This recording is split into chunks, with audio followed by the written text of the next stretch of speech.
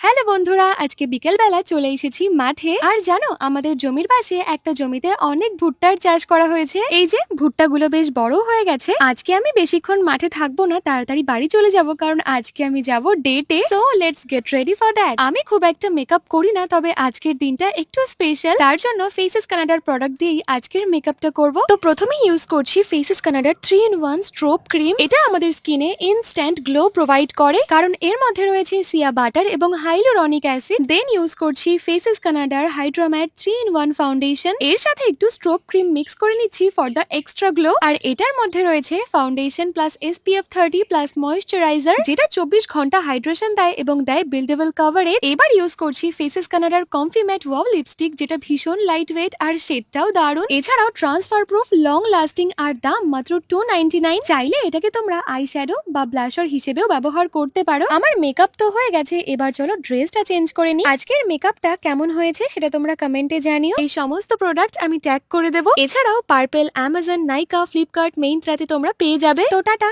এবার আমাকে বেরোতে হবে।